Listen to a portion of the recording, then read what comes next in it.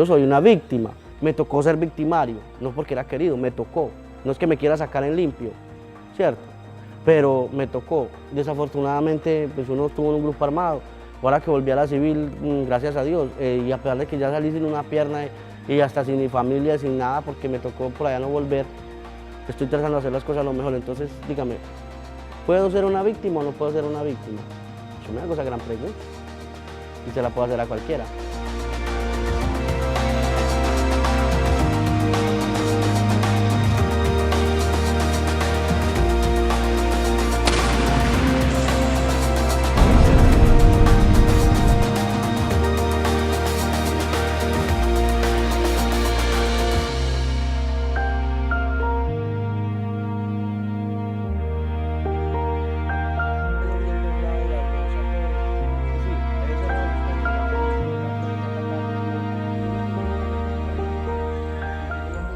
Como Luis Javier Vanegas, son miles los exintegrantes de grupos armados ilegales que de a poco hacen visible las secuelas dejadas por más de 50 años de conflicto armado en Colombia. Usted mismo las va a tomar. Yo digo que eso es como bueno, todo este sector de así para allá, para arriba, todo ese sector era como decir, era como lo más influyente. Las autodefensas ya iban subiendo de para arriba En 2005, una mina antipersonal instalada por las FARC en el Alto de Samaná, oriente de Antioquia, le amputó la pierna izquierda cuando realizaba labores de limpieza de un terreno en el que las autodefensas al mando de alias MacGyver instalarían una base que serviría de avanzada para atacar a comandos guerrilleros. Eso es un momento de reacción que uno espera, pues así, si es que entró el enfrentamiento o simplemente empezó la mina. Al igual que Luis Javier, Jorge Abel Valencia, ex paramilitar afectado por la detonación de una trampa explosiva, intenta llamar la atención respecto a la posibilidad de recibir reconocimiento como víctima del conflicto. Él cree que su deuda con la justicia y con la sociedad está más que saldada y con creces. Han pasado cerca de 12 años, yo perdí mis piernas y yo no he recibido la primera silla de ruedas de parte del gobierno. Entonces, partamos desde ahí. El abandono es total. Si no fuera por los propios medios, por ejemplo, una persona de afuera, hombre, cierto, lo vean en una silla muy mala, entonces, venga, le voy a colaborar con esto. No hay necesidad de que yo le diga. Entonces, si no fuera por eso, entonces yo quizás ni me podría mover de mi casa. Y mi madre, cierto, ahí yo me pongo a pensar, ya mi mamá sufre, al verlo a uno así, sufre, cierto, porque una madre se preocupa por su hijo al verlo destrozado. Vanegas y Valencia insisten en que aunque fueron victimarios, le jugaron limpio al proceso de desmovilización y reintegración a la vida civil, lo que en su lógica debería permitirles beneficios como víctimas.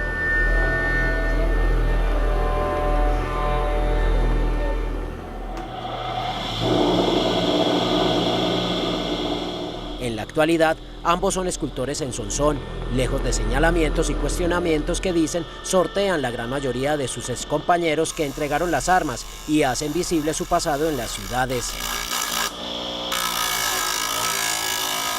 Si en Colombia quiere ver verdaderamente paz, paz de verdad, todos, sean guerrilleros, paramilitares, soldados, policías, lo que sea, todo lo que sea, después de que haya perdido miembros de su cuerpo por minas antipersonal, deben de entrar en lista, y eso el gobierno nunca nos ha apoyado a nosotros.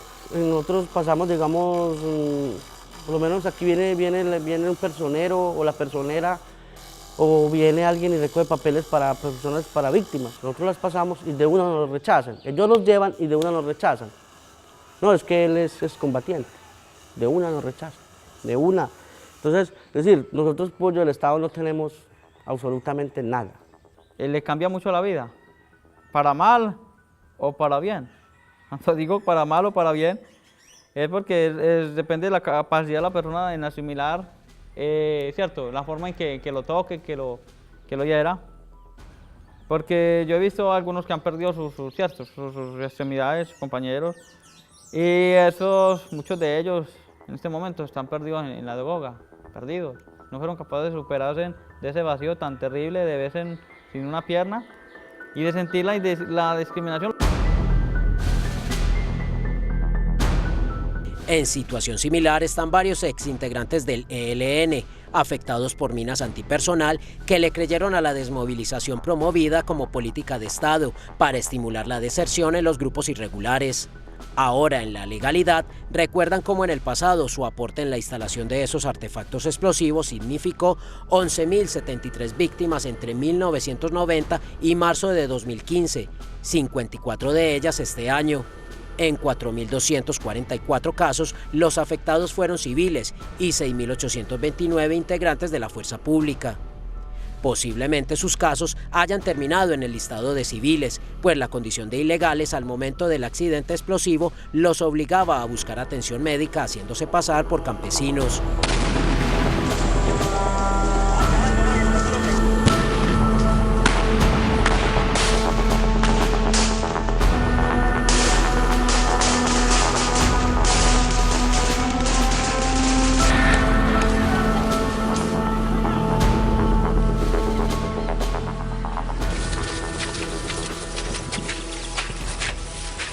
Ellos dijeron, ay, este muchacho se mató, entonces yo les gritaba, no, cójame de aquí, vayan al guindo, saquen un par de torniquetes y amárrenme las manos, porque yo ni siquiera había sabido que había perdido las manos, yo no sabía, porque yo de una quedé ciego, sin manos. Yo hoy en día me arrepiento, sinceramente me arrepiento de haber pues manipulado estos artefactos. Y bueno, y de todas maneras son órdenes que uno tenía que recibir de los altos mandos, por eso eran órdenes y usted ya que uno allá tenía que cumplir estas órdenes. Entonces hoy en día sí, de verdad me pesa haber manipulado estos artefactos y de todas maneras pues el que cayó digamos en alguna mina de pronto de estas, pues uno le pide disculpas, porque miren, de los que uno puso, eso miren en lo que yo llegué a quedar también. Porque es que ellos dicen que es para hacerle daño al enemigo, no, yo digo que es a nosotros mismos, a los que estamos poniendo estos artefactos, también nos hace daño, porque miren lo que me pasó a mí. Yo la estaba desactivando y quedé sin mano y sin ojos. Los excombatientes reconocen que los artefactos ocultos o enterrados en la maleza no distinguen uniforme o condición al momento de ser accionado. Por eso, los combatientes reclutados desde temprana edad son en repetidas ocasiones los primeros en caer en las trampas instaladas por sus propios compañeros. Muy triste. Un chico que se paró y se paró en la mina y lo llevaron para el campamento donde yo estaba. Perdió la misma parte donde yo la perdí. Duró 5 días vivo, porque la mina estaba envenenada y le envenenó la sangre, toda le envenenó la sangre y se murió y por ahí mismo lo enterraron. Uno tarde o temprano lo van a matar, va a caer en una mina, mejor dicho, a cualquier hora, uno ya tiene la muerte muy segura y a cualquier hora uno se puede amanecer muerto porque uno mantiene en guerra en todo momento en el monte. De los casi 30.000 desmovilizados de las autodefensas y grupos guerrilleros registrados por la Agencia Colombiana para la Reintegración, 590 presentan alguna condición de discapacidad cognitiva, física o sensorial, 102 de ellos en Antioquia y Chocó. Sin embargo, ninguno, al menos oficialmente, ha relacionado su condición de discapacidad con hechos ocurridos durante su participación en el conflicto armado.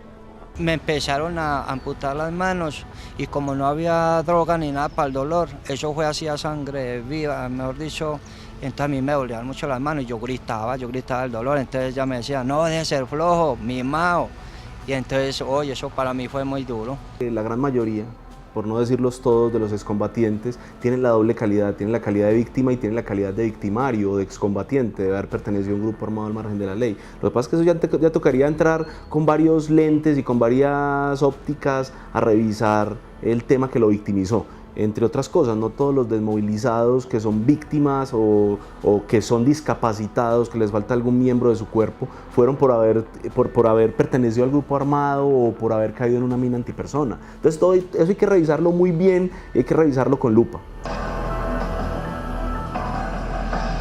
La otra noticia. noticia del día salió de la Casa de Nariño. El presidente Juan Manuel Santos presentó el equipo que estará en la mesa de diálogo con las FARC. Para organizaciones defensoras de derechos humanos y expertos en derecho internacional humanitario, en un escenario de posconflicto ese vacío jurídico tendría que ser corregido para garantizar a los lesionados por la acción de minas antipersonal, sin importar si fueron victimarios, que reciban atención integral e incluso reparación.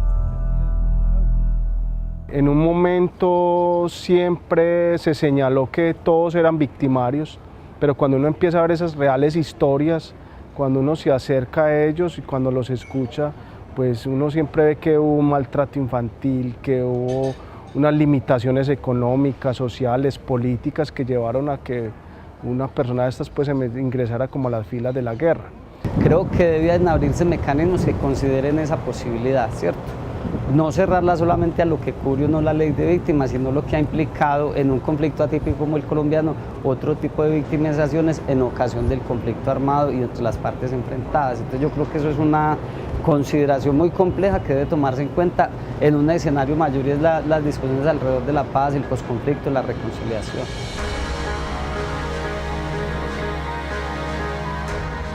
Para entidades como Mahavir Camina, corporación que brinda atención a personas que han sufrido amputaciones en sus extremidades por culpa de accidentes de tránsito o de violencia, las víctimas de minas antipersonal merecen tratamiento igualitario sin importar su condición de civil, miembro de la fuerza pública, guerrillero o paramilitar.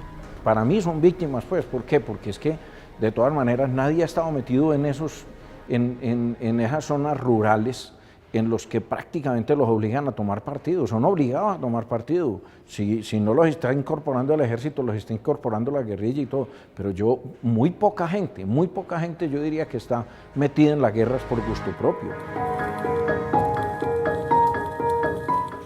Hasta abril de 2015, en 8 años de servicio, Mahavir Camina entregó 2.500 prótesis, 558 de ellas en casos de lesiones por acciones bélicas, 115 fueron accidentes con minas antipersonal, 120 a causa de disparos y 23 por petardos.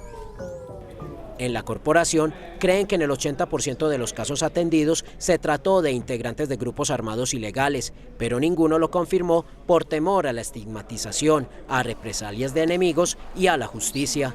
Es importantísimo que estas personas empiecen a visibilizarse y a mostrarse para buscar ayudas. Entonces, es así como en este momento se han empezado a aparecer muchas personas que han sido víctimas de minas y que nunca han reclamado al Estado. ¿Por qué? O por ignorancia, o porque simplemente de pronto piensan que tienen problemas con la justicia, o qué sé yo, pero se han empezado a ir visibilizando ese tipo de problemas y personas están llegando a la fundación. La gran mayoría de las autodefensas que ya están desmovilizados, pues entonces ya más abiertamente exponen su caso, porque nosotros tratamos de no ahondar en esos temas. Entonces ellos que exponen su caso más abiertamente le cuentan a uno que en realidad sufrieron la amputación y buscaron ser atendidos en otro sitio distinto al punto de combate, y para decir que son campesinos, y entonces buscan los testigos de que viven en una parte o en la otra y abiertamente lo cuentan. Lo mismo puede pasar con temas, digamos, cuando están en el otro bando, digamos, desde el punto de vista de la guerrilla. El de la guerrilla no es tan abierto al diálogo, no le cuenta a uno qué fue lo que pasó ni nada, sino que inclusive se inventan que fue que les cayó un árbol encima o que tuvieron accidentes de moto.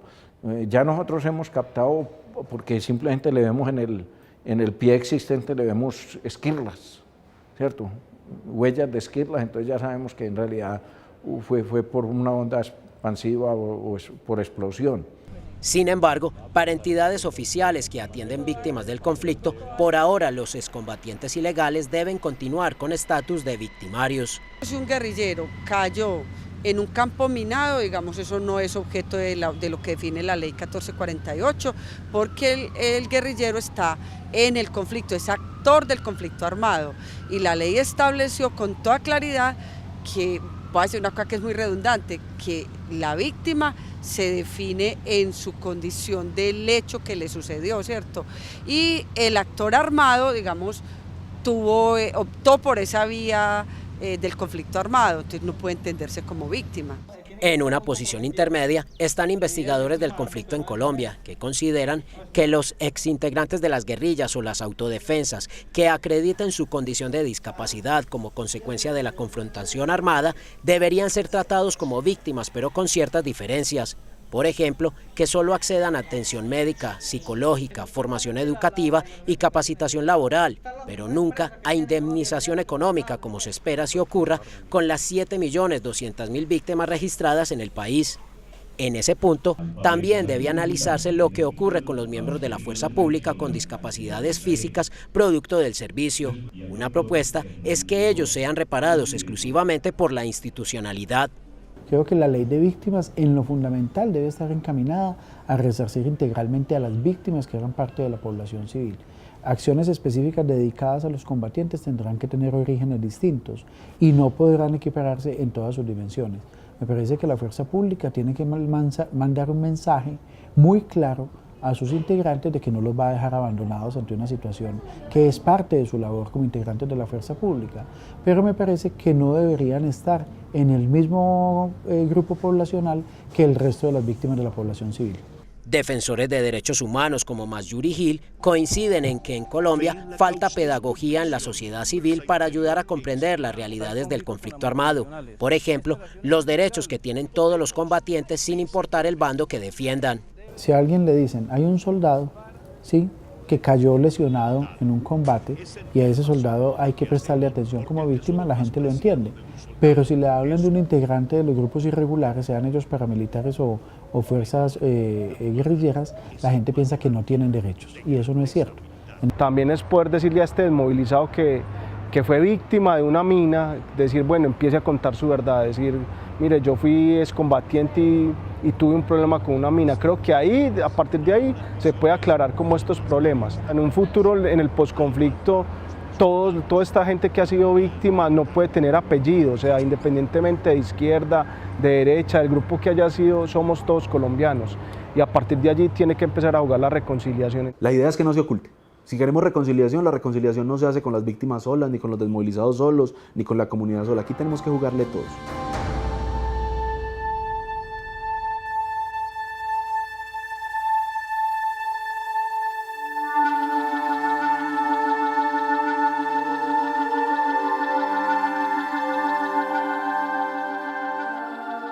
Paralelo a la realidad de los combatientes heridos por minas antipersonal, en las regiones de Colombia más afectadas esperan avances más concretos en la identificación y el rastreo de las zonas sembradas. Los primeros pasos conjuntos de militares y subversivos, con acompañamiento de organismos no gubernamentales y Cruz Roja Internacional, se desarrollan en la vereda El Orejón de Briceño, norte de Antioquia.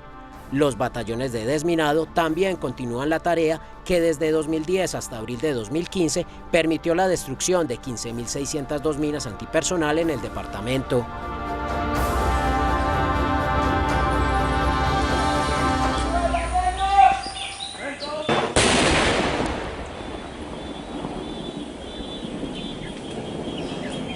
Ahora el Estado, que está con ese proceso de desminación, tienen que poner mucho cuidado, porque no todo el mundo sabe dónde están esas minas querapatas. Entonces ese es un error que hay grande, que uno las pone y salió para otro lado, cayó en un combate y ya nadie sabe dónde están esas minas querapatas. Yo me pongo rosuda, porque a mí mejor dicho, y es más, cuando estaba ya metida, cuando colocan las explosiones, que los soldados se paraban, que yo escuchaba que los soldados se paraban en ella, a mí yo no estaba de acuerdo de eso.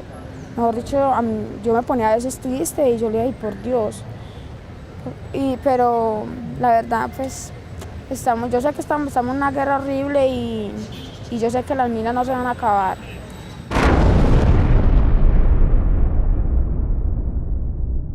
Yo estoy ahora más modesto en la expectativa porque uno no le puede pedir a todo para allá, sino que en la medida en que, por ejemplo, se avanza en una lógica de desescalamiento, ya hay una acción concreta y la voluntad de no sembrar más mina antipersonal, además de iniciar desminado y además priorizar algunas zonas del país que son críticas, como en el caso de Antioquia.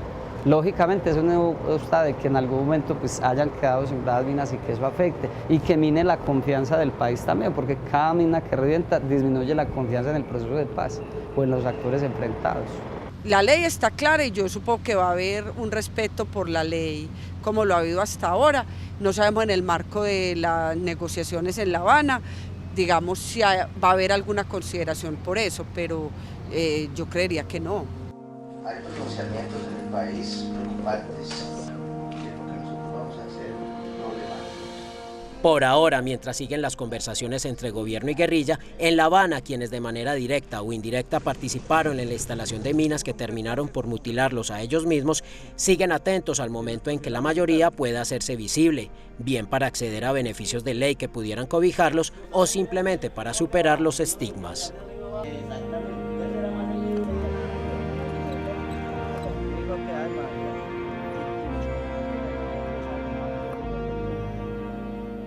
Tratar de reparar, como diga, hasta donde uno le sea posible.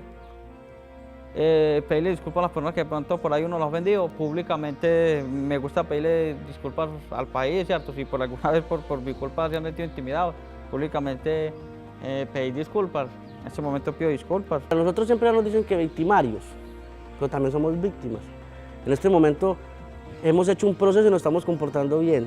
Y creo en eso, que algún día también nos deben de devolver lo que perdimos, ¿cierto? Lo que quitamos lo estamos devolviendo. Yo en este momento estoy pagando 40 meses encarcelables ante el Estado. Es decir, yo me cogí una ley que se llama la ley 1424, he hecho un proceso lo mejor posible, he estado lo mejor. Entonces yo creo que el que se comporta bien lo deben de premiar. Que cada quien decida si se asume en ese rol de desmovilizado o no, pero nosotros no podríamos tampoco imponerle a todos los combatientes que tienen que públicamente hacer declaración de fe de su adscripción en el pasado a un grupo armado, porque también tiene que ver con el derecho a la intimidad y con la protección de su vida.